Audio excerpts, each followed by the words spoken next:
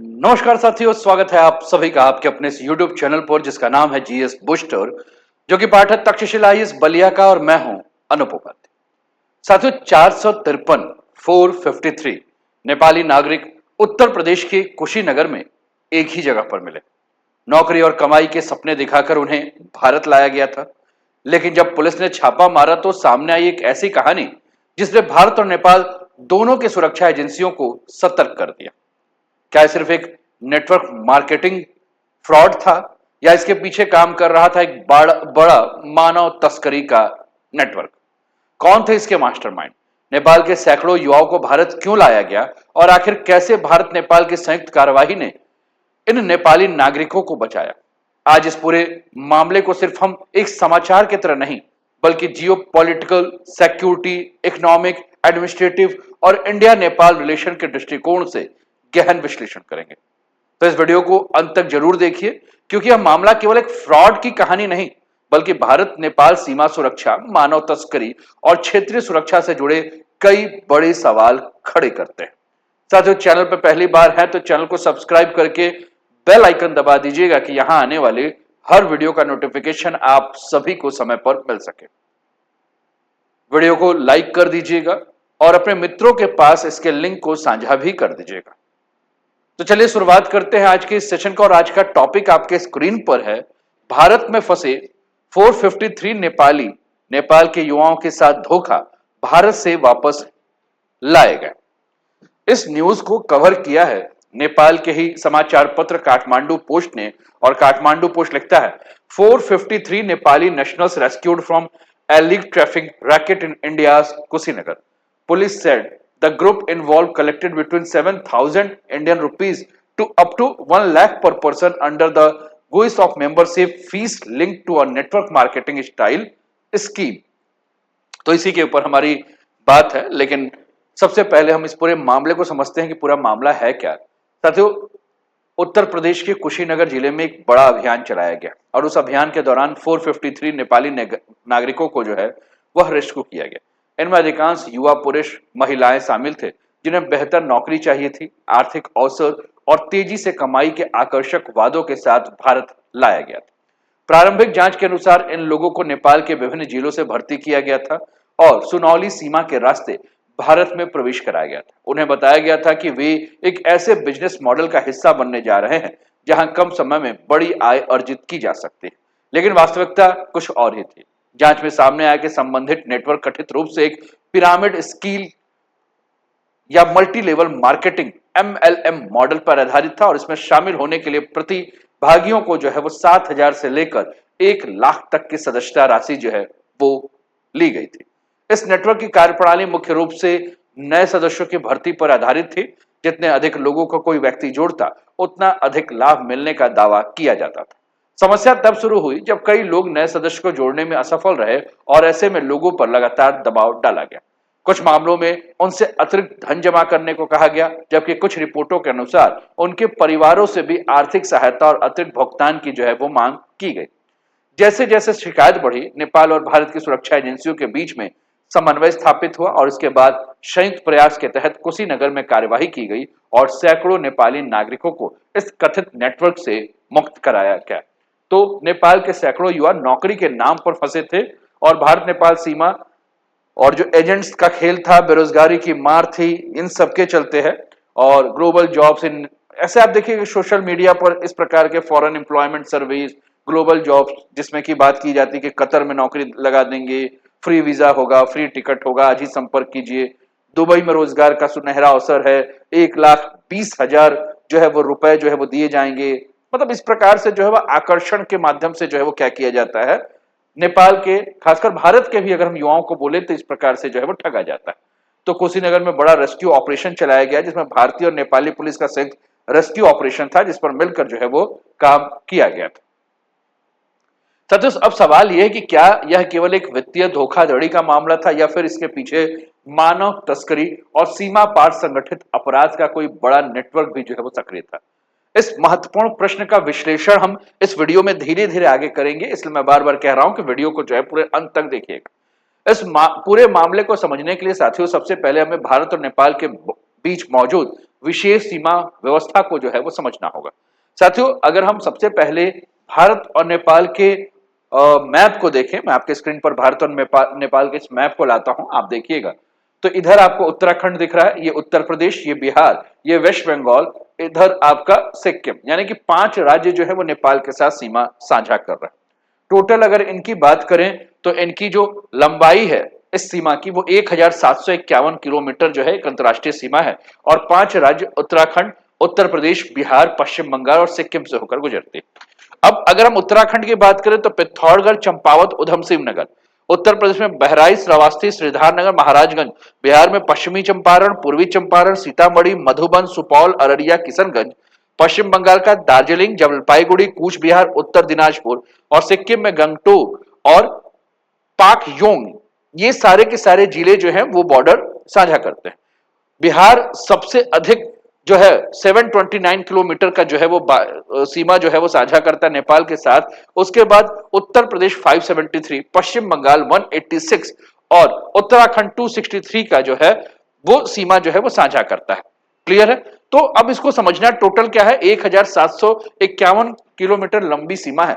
और सबसे मजे की बात है कि ये खुली सीमा हुआ है ना, यानी कि इस सीमा की सबसे बड़ी विशेषता यह है कि ये दक्षिण एशिया की सबसे खुली सीमाओं में से एक है। भारत और नेपाल के बीच में 1950 की शांति और मैत्री संधि हुई थी, जिसे treaty of peace and friendship कहा जाता है। उसके बाद ये निर्णय लिया गया था कि दोनों देश के जो नागरिक हैं वह एक दूसरे के देश में बिना किसी भी प्रकार के वीजा, बिना पासपोर्ट आने जाने के लिए जो है सक्षम है। रहने, काम करने और व्यापार करने की विशेष सुविधा जो है उन्हें मिलेगी। और यही कारण है कि प्रतिदिन हजारों लोग रोजगार, शिक्षा, व्यापार, पर्यटन और पारिवारिक कारणों से जो है वो सीमा को पार करते हैं। भारत में लाखों नेपाली नागरिक विभिन्न क्षेत्रों में कार्यरत है, जबकि नेपाल की अर्थव्यवस्था भी भारत के साथ गहरे सामाजिक और आर्थिक संबंधों पर निर्भर करती है। अब ये व्यवस्था दोनों देशों के बीच ऐतिहासिक विश्वास और घनिष्ठ संबंधों का प्रतीक माना जाता है। लेकिन इसी खुली सीमा के कारण कुछ सुरक्षा संबंधित जोखिम भी जो है वो दोनों देशों को देखना पड़ता है। जब सीमाओं पर वीजा या पासपोर्ट जांच अनिवार्य नहीं होता, तब मानव तस्करी, अवैध भर्ती नेटवर्क, नकली रोजगार एजेंसियां, वित्तीय धोखाधड़ी, तस्करी और संगठित अपराध समूह इस व्यवस्था का दुरुपयोग करने का प्रयास करते हैं। अब ये जो मामला कुशीनगर में हमें देखने को मिला, जिस मामले के ऊपर हम चर्चा कर रहे हैं, यदि बड़ी संख्या में लोगों को रोजगार के नाम पर सीमा पार कराया गया, उनसे धन वसूला गया और बाद में उन पर दबाव बनाया गया, तो यह केवल एक आर्थिक धोखाधड़ी का मामला नहीं रह जाता, बल्कि यह सीमा सुरक्षा, मानव सुरक्षा और प्रशासनिक निगरानी से जुड़ा एक गंभीर प्रश्न बन जाता है। और यही कारण है कि इस घटना ने भारत और नेपाल दोनों देशों की सुरक्षा एजेंसियों का ध्यान जो है आकर्षित किया। और अब अगला सबसे महत्वपूर्ण प्रश्न यही है कि कहीं ये मानव तस्करी और सामान नेटवर्क मार्केटिंग फ्रॉड जैसा मामला तो नहीं है। अगर मामला है तो दोनों के बीच में अंतर क्या है? साथियों, कुशीनगर का मामला इन दोनों में से किसी भी श्रेणी से अधिक निकट जो है वो दिखाई देता है। सबसे पहले अगर हम जैसे बॉर्डर के बारे में बात करें तो हमने कहा कि ओपन बॉर्डर है, भारत और नेपाल के बीच खुली सीमा है, तो दोनों देशों के लोग लाभ के लिए एक दूसरे जगह आते जाते हैं। व्यापार को इससे बढ़ावा मिलता है दोनों देशों की खुली सीमा के चलते, तो दोनों देशों के बीच वस्तुओं और सेवाओं का आवागमन अपेक्षाकृत सरल होता है। दूसरा, पर्यटन की अगर हम बात करें तो भारत के किसी नागरिक को अगर पशुपतिनाथ मंदिर का दर्शन करना होगा तो उसे वेट नहीं करना होगा, वो अपनी गाड़ी उठाएगा और गोरखपुर, देवरिया, बलिया, गाजीपुर जैसे क्षेत्रों से तुरंत अपनी गाड़ी स्टार्ट करके वहां काठमांडू चला जाएगा।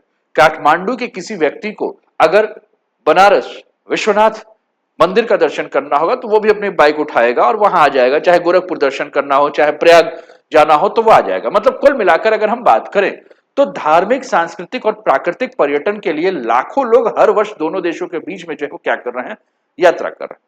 तीसरा सबसे बड़ी बात अगर हम बात करें तो रोजगार की, बड़ी संख्या में नेपाली नागरिक भारत के विभिन्न क्षेत्रों में कार्य कर रहे हैं, जबकि भारतीय व्यवसाय भी जो है वो नेपाल में सक्रिय है।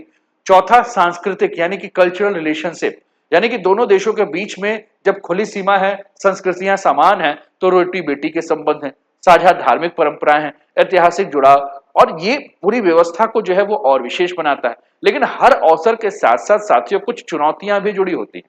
अगर ओपन बॉर्डर है तो इस ओपन बॉर्डर के कारण हमें क्या देखने को मिल रहा है, तो मानव तस्करी, नकली मुद्रा, ड्रग्स की तस्करी, अवैध भर्ती, वित्तीय नेटवर्क, साइबर फ्रॉड, ऑनलाइन ठगी जैसी समस्याएं जो है आ रही हैं।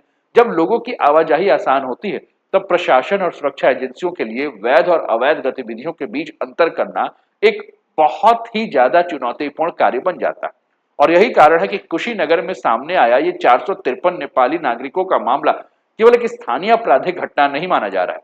यह घटना दिखाता है कि किस प्रकार से रोजगार और आर्थिक अवसरों के नाम पर कमजोर वर्गों को निशाना बनाकर सीमा पार नेटवर्क सक्रिय किए जाते हैं। और इसलिए मामला केवल एक एमएलएम फ्रॉड या वित्तीय धोखाधड़ी का प्रश्न नहीं, बल्कि यह भारत नेपाल सीमा प्रबंधन, मानव सुरक्षा, संगठित अपराध नियंत्रण, क्षेत्रीय सहयोग से जुड़ा एक महत्वपूर्ण सुरक्षा का मुद्दा बन जाता है।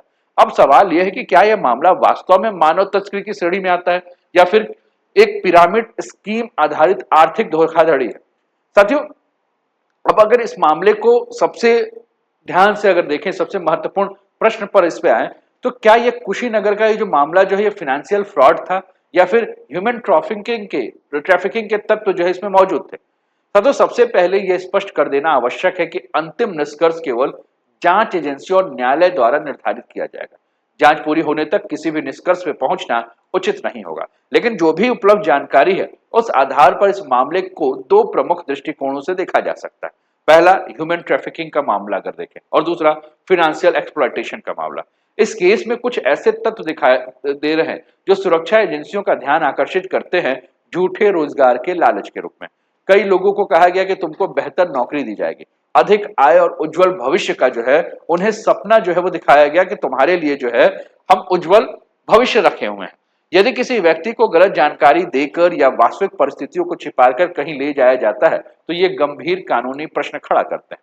सचिव, नेपाल के विभिन्न क्षेत्रों से लोगों को भारत लाया गया था। हालांकि भारत नेपाल सीमा खुली है और आवाजाही वैध है, लेकिन यदि सीमा पार ले जाने का उद्देश्य धोखाधड़ी या शोषण हो तो मामला अधिक गंभीर हो जाता है। रिपोर्ट में जो बातें आई हैं वो ये आई है कि 7,000 रुपए से लेकर 1 लाख रुपए तक जो है वह सदस्यता शुल्क के रूप में जो है लिया गया है। जब किसी संगठन का मुख्य उद्देश्य लोगों को लगातार धन एकत्र करना है तो इसका मतलब है कि यह वित्तीय शोषण की श्रेणी में इसको ला दिया जाता है। जांच के बाद यह भी सामने आया कि जो लोग नए सदस्य को जोड़ने में असफल रहे उन पर दबाव डाला गया। यानी कि यदि किसी व्यक्ति को आर्थिक, मानसिक, सामाजिक दबाव के माध्यम से नियंत्रित किया जाता है तो यह साधारण व्यावसायिक गतिविधि जो है वो नहीं रह जाती। इसके अलावा अगर हम बात करें साथियों, तो ये कहीं ना कहीं एक पिरामिड स्ट्रक्चर की बात हो रही है।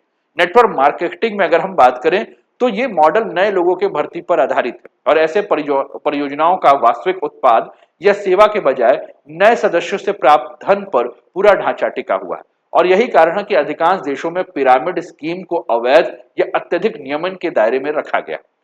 अब सवाल ये आ रहा है कि आखिर ये 453 नेपाली नागरिकों तक सुरक्षा एजेंसियां पहुंची कैसे। तो हमने जैसे कहा कि उन परिवारों ने जो है वो शिकायत की, जिसके बाद जो है वह उस पर कार्यवाही शुरू हुई। नेपाल और स्थानीय पुलिस ने जो है वो मिलकर जो है वो काम किया। नेपाल में अगर हम बात करें तो रूपन्देही एक स्थान है, उसके पुलिस सक्रिय हुई, मामला व्यापक होता गया तो लुम्बिनी प्रांत की पुलिस भी जो है जांच में शामिल हो गई।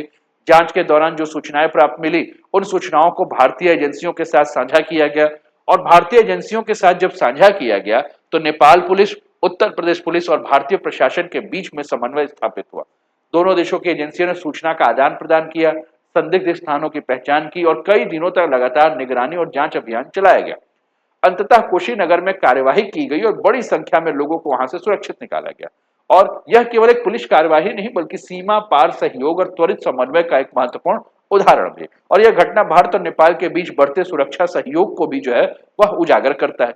दोनों देशों के बीच ऐतिहासिक, सांस्कृतिक और आर्थिक संबंध तो पहले से भी मौजूद है, लेकिन हाल के वर्षों में सुरक्षा सहयोग भी जो है वह लगातार बढ़ रहा है। चाहे बात हम बॉर्डर सिक्योरिटी की करें, चाहे बात हम मानव तस्करी रोकथाम की बात करें, चाहे आतंकवाद विरोधी सहयोग में बात करें, चाहे साइबर अपराध नियंत्रण की बात करें, खुली सीमा व्यवस्था तभी सफल रह सकती है जब दोनों देशों की सुरक्षा संबंधी चुनौतियों का संयुक्त रूप से जो है वो सामना किया जाए। कुशीनगर रेस्क्यू ऑपरेशन इसी प्रकार के प्रभावी सहयोग का एक महत्वपूर्ण उदाहरण बन के सामने आया है। अब प्रश्न ये उठ रहा है कि ऐसी घटनाएं बढ़ क्यों रही। साथियों, ऐसी घटनाओं के बढ़ने के पीछे सामाजिक और आर्थिक दोनों कारण जो है वो बहुत ही ज्यादा जिम्मेदार है। हमारे यहाँ साथियों बेरोजगारी और आर्थिक दबाव बहुत ज्यादा बढ़ चुका है। सोशल मीडिया आधारित प्रचार, चाहे हम बात फेसबुक की करें, व्हाट्सएप की करें, बात हम टेलीग्राम की करें, अन्य डिजिटल प्लेटफॉर्म के बारे में बात करें, तो बड़े पैमाने पर इनका उपयोग करके प्रचार किया जाता है। उनके विज्ञापन अक्सर वैध कॉर्पोरेट अवसरों जैसे दिखाई देते हैं। इसके अलावा सभी एमएलएम मॉडल अवैध नहीं होते, लेकिन कई धोखाधड़ी नेटवर्क वैध नेटवर्क मार्केटिंग का स्वरूप अपनाकर लोगों को भ्रमित करते हैं। आम लोगों के लिए वैध एमएलएम और फ्रॉड पिरामिड स्कीम के बीच अंतर समझना कठिन हो जाता है। भारत नेपाल जैसे खुली सीमाओं का लाभ वैध गतिविधियों के लिए मिलता है, लेकिन अपराधी नेटवर्क कभी कभी इस व्यवस्था का दुरुपयोग करके लोगों की भर्ती और आवाजाही को आसान बना देते हैं। तो अंततः हम यही कह सकते हैं कि कुशीनगर में ये जिस प्रकार से 453 नेपाली नागरिकों का जो सफल रेस्क्यू किया गया, जो लोग सुरक्षित निकाले जा रहे हैं, उनमें सुरक्षा, सहयोग और मानवता और एकजुटता ही जो है वो हम सबकी जो है ताकत है। सोशल मीडिया का जाल, सपनों की नौकरी या धोखाधड़ी की अगर हम बात कर रहे हैं तो ये समस्या आपको जो है वो देखने को मिलेगी।